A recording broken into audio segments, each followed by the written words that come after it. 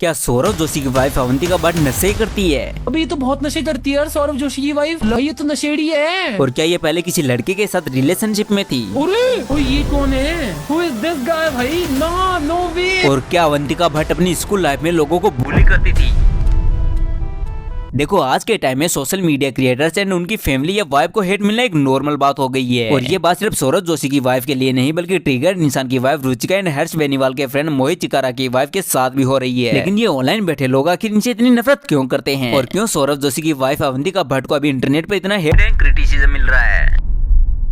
देखो जिन लोगों को नहीं पता कि स्टोरी क्या है तो पहले मैं उनको थोड़ा सा कॉन्टेक्स्ट दे देता हूँ। सौरभ जोशी एक इंडियन व्लॉगर है जिनके 37 मिलियन से भी ज्यादा सब्सक्राइबर्स है और वो अभी शादी करने वाले हैं जिनकी फियोन्से का नाम अवंतिका भट्ट है। जिनके अराउंड इंटरनेट पर अभी बहुत सारी कंट्रोवर्सी चल रही है कि कैसे अवंतिका भट्ट एक नशेड़ी है और कैसे ये लड़कियों को स्कूल लाइफ में बुली करती थी। देखो अभी इंस्टा पर एक इन्फ्लुएंसर है जिनका नाम है अनीसा मिश्रा, जो अपनी रिसेंट पोस्ट में क्लेम करती है कि अवंतिका भट्ट उनकी क्लासमेट थी और वो उनको बचपन में क्लास में बहुत ज्यादा बुली भी करती थी। और अवंतिका भट्ट इस लड़की को बुली इसलिए करती थी क्योंकि ये लड़की एक छोटे से स्कूल से एक हाई स्कूल में आई थी और ये जिस टाइम स्कूल में आई थी उस टाइम ये बहुत ही पतली थी और उनके बाल भी स्ट्रेट नहीं थे। इसी वजह से अवंतिका भट्ट का ग्रुप इसे बुली करता था। लेकिन मुझे पता है तुम्हारे दिमाग में भी यही सवाल चल रहा है कि हम एक रैंडम लड़की पर कैसे बिलीव कर ले। देखो वैसे तो पहले भी रेडिट पर इन पे बहुत सारे एलिगेशंस लगे हैं जिनको तुम मान सकते हो कि एक रैंडम पेज से पोस्ट किए हुए हैं तो इनका यकीन करना मुश्किल है। लेकिन जो अनीसा मिश्रा वो अपनी रियल आइडेंटिटी से ये चीज क्लेम कर रही है तो मे भी हो सकता है कि सौरभ की वाइफ ने इसे बुली करा भी होगा। तो इसी का जवाब देते हुए आगे अनीसा कहती है कि मुझ पर भरोसा करने की कोई जरूरत नहीं है क्योंकि मुझे भी पता है कि सौरभ जोशी का फैन बेस कितना बड़ा है और उनकी ऑडियंस से मुझे बैकलैश ही मिलेगा। लेकिन ये मेरा एक चाइल्डहुड ट्रॉमा है जिसे मैं ऑनलाइन शेयर कर रही हूँ। ये बात मैंने आपको बहुत शॉर्ट में समझाई है क्योंकि अगर लॉन्ग में समझाने बैठ गया तो बहुत टाइम लग जाएगा और ऑनेस्टली मैं इस वीडियो को लंबा नहीं बनाना चाहता। इसलिए आगे बढ़ने से पहले मैं आपको क्लियर कर देता हूँ कि मैं इसमें दोनों का पर्सपेक्टिव रखने वाला हूँ और आप पर छोड़ने वाला हूँ कि इस केस में कौन सही है और कौन गलत।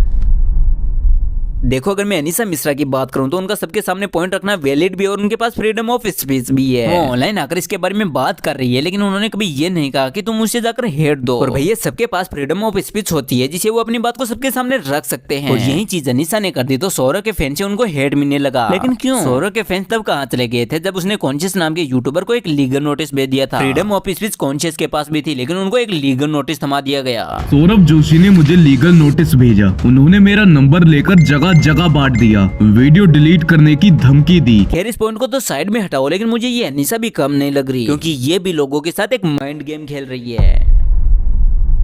देखो आज के टाइम पर हर क्रिएटर को व्यूज और फॉलोवर चाहिए इसलिए वो किसी भी हद तक चले जाते हैं और अनीसा भी यही कर रही है। वरना आज से पहले अनीसा ने कभी अवंतिका भट्ट को कॉल आउट नहीं किया। और क्या तुम्हें लगता है कि अगर अवंतिका सौरभ की वाइफ न होती तो उसे कॉल आउट करती? अरे भैया करते कहाँ से जब उसके व्यूज नहीं आते तो। अवंतिका सौरभ की वाइफ और उसके नाम पर व्यूज तो आने ही है तो उनके बारे में अगर 2 वर्ड नेगेटिव भी बोल दोगे तो अपने आप ही व्यूज आने लगेंगे। और आप मेरी बात पर बिलीव करो या ना करो लेकिन ये फैक्ट है। वरना उनकी लाइफ में और भी बहुत सारे इंसिडेंट हुए होंगे जिन पर वो वीडियो नहीं बना पाई। उनको पता है कि उस टॉपिक पर उनके व्यूज नहीं आ रहे, बस इसी टॉपिक पर आ रहे हैं तो उनके बारे में 2 वर्ड गलत बोल दो व्यूज आ ही जाएंगे। बाकी अगर उस टाइम पर अवंतिका ने गलती की थी तो उस टाइम पर बच्चे थे यार। आप भी जानते हो कि छोटे बच्चों में आखिर कितनी ही मेच्योरिटी होती है। इतना बड़ा होने के बाद भी हमेशा थोड़ा वो एक ही गलती करता रहेगा। अवंतिका भट्ट में अब इस चीज की समझ है कि अब क्या सही है और क्या ही गलत। वो बचपन की बात है तो उसे तो छोड़ ही दो यार, इतना हेट एंड क्रिटिसिज्म डिजर्व भी नहीं करता। उनके बचपन की बात है तो मे भी उन्होंने बुली किया भी होगा। बाकी अब आप डिसाइड कर लो कौन सही है और कौन गलत। इस वीडियो में इतना ही कवर करेंगे क्योंकि ये कोई ज्यादा बड़ा मुद्दा नहीं। और अगर तुम्हारा मन करे तो लाइक और सब्सक्राइब कर देना और हाइप का बटन तो जरूर से दबा देना यार। अगर तुमको इन पर और ज्यादा बड़ा मुद्दा देखना तो तुम्हारी स्क्रीन पर वीडियो आ रही होगी, उस पर क्लिक करके तुम जान सकते हो कि इनके साथ और क्या क्या चीजें हो रही है। बाकी आज के लिए बस इतना ही, मिलते हैं अगली वीडियो में, तब तक के लिए बाय बाय।